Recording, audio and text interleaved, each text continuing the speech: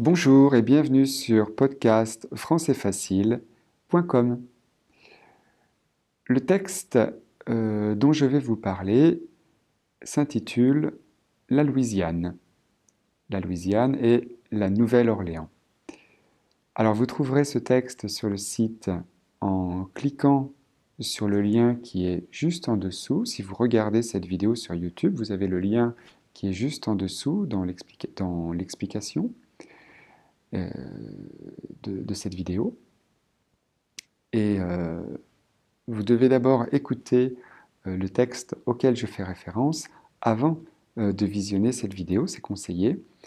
Et ainsi, vous saurez de quoi je parle. Cette vidéo est complètement improvisée. Elle vient compléter le texte qui, lui, a été écrit et lu. Alors, ce texte parle d'une région, la Louisiane, et on explique que cette région a été au XVIIe et XVIIIe siècle un territoire immense. Immense signifie très grand. Un territoire immense qui a été contrôlé par les Français et qu'on a donné le nom Louisiane en l'honneur du roi qui régnait à l'époque de sa conquête. Ce roi, c'était Louis XIV, Louis, Louisiane. Et cette colonisation française, qui n'a pas duré si longtemps que ça, a quand même laissé des traces sur le plan linguistique. C'est-à-dire que la langue française est encore présente, même si elle est peu présente, elle est encore présente dans cette région, puisque 7% des Louisianais sont francophones. Francophone signifie qui parle français.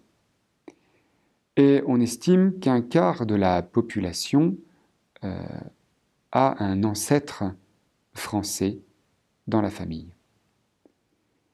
Et il y a d'autres traces de cette colonisation française en Louisiane, puisque sur le drapeau du Minnesota, il y a une légende qui est écrite en français. Cette légende, c'est l'étoile du Nord. Donc il reste quelques indices aujourd'hui de la présence française dans cette région du nord de l'Amérique. Et on le voit enfin dans certaines villes. Alors, si vous êtes américain, vous les prononcez bien sûr à l'américaine, mais nous, en France, en France et dans les pays francophones, on va les prononcer bien sûr à la française, c'est-à-dire Saint-Louis, Détroit, Bâton Rouge et Nouvelle-Orléans. Ici, en anglais, on dira New, mais en français, on dira Nouvelle. La Nouvelle-Orléans. Alors, on retrouve ça dans beaucoup de pays. Par exemple, la Nouvelle-Calédonie ou bien la Nouvelle-Zélande. On ne dira pas New, mais Nouveau, Nouvelle. Nouvelle. Ici, c'est la Nouvelle-Orléans. Et donc, dans ce texte, on va parler un peu plus en détail de la Nouvelle-Orléans et on explique que c'est une ville qui a près de 300 000 habitants et c'est la plus grande ville de Louisiane. Ce n'est pas une très grande ville finalement, mais elle est très connue, notamment en France.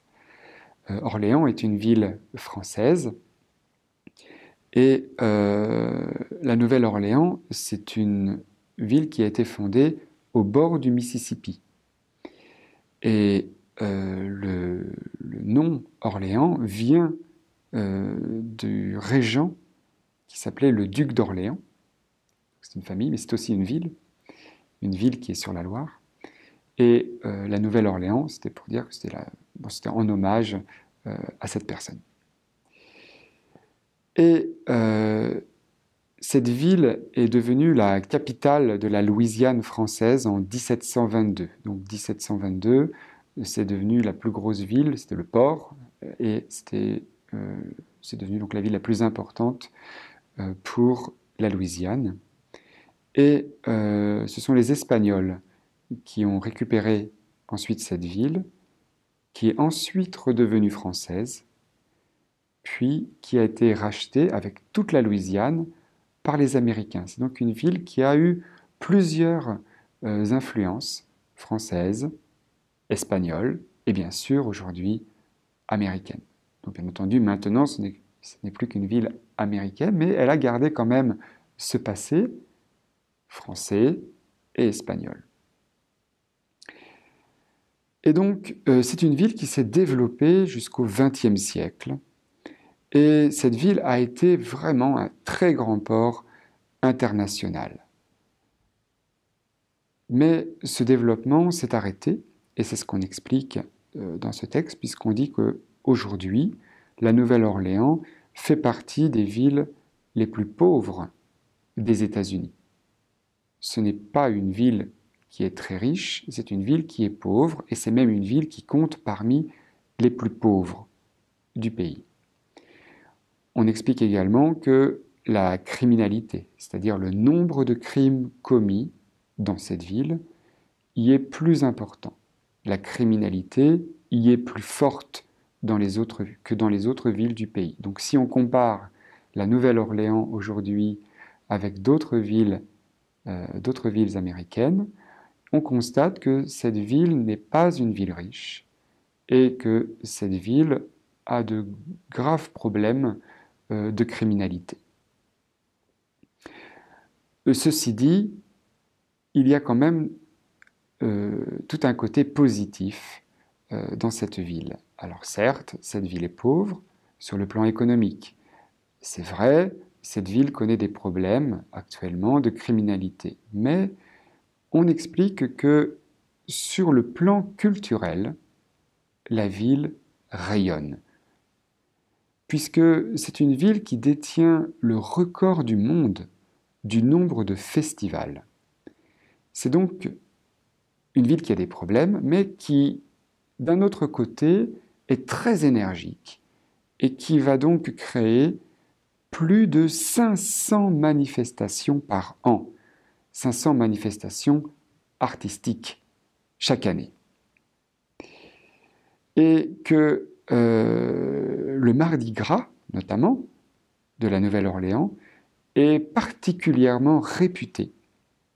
C'est-à-dire qu'il est très connu, et il est connu pour sa qualité. C'est un festival qui plaît, c'est un rassemblement qui plaît, et il a rassemblé près de 700 000 spectateurs.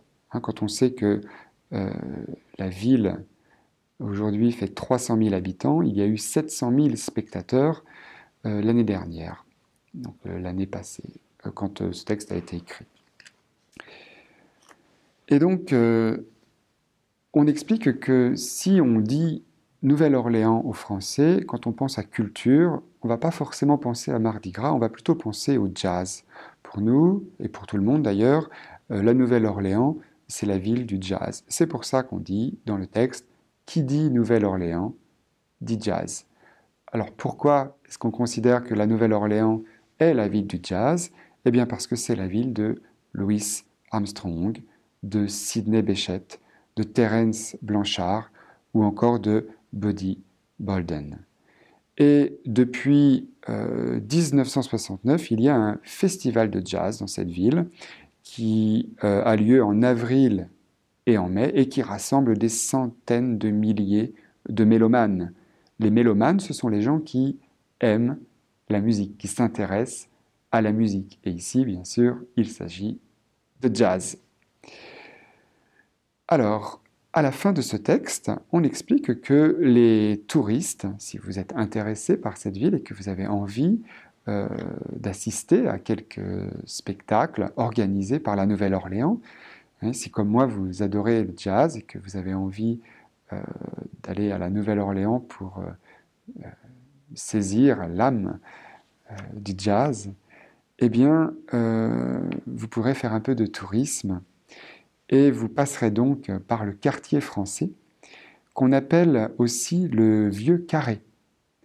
Le Vieux Carré, c'est le quartier français et il est situé dans le centre historique de la ville, c'est-à-dire dans le centre où il y a les vieux bâtiments, c'est là où il y a le plus d'histoire de cette ville, histoire avec un grand H. Et c'est dans ce quartier que les créoles francophones habitaient autrefois. Alors ce n'est plus le cas maintenant, mais il y a longtemps, c'est là que les créoles francophones avaient leur demeure. Voilà. Alors ce texte est un texte qui est un peu plus difficile que les autres. Je vous invite à le réécouter plusieurs fois, sans le lire, uniquement le réécouter, et de faire les exercices qui vont avec. Et puis, si vous aimez le challenge, vous pouvez également réécouter cette vidéo, mais cette fois sans lire les sous-titres. Voilà, ça peut être un bon exercice aussi que de ne pas regarder les sous-titres ou bien de détourner la tête, hein, de regarder de côté comme ça et ne pas lire les sous-titres qui sont visibles sur cette vidéo au moment où je vous parle, afin d'améliorer votre compréhension orale. Voilà, c'est le meilleur conseil que je puisse vous donner aujourd'hui.